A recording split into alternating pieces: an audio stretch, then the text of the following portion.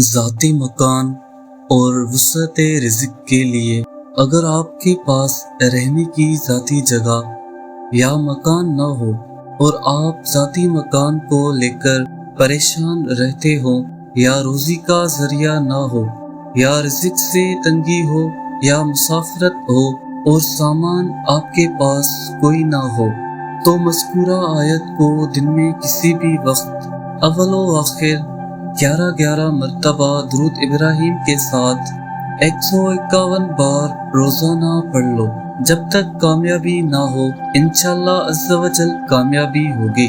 وَلَقَدْ مَكَّنَّاكُمْ فِي الْأَرْضِ وَجَعَلْنَا لَكُمْ فِيهَا مَعَائِشَ قَلِيلًا مَا تَشْكُرُونَ۔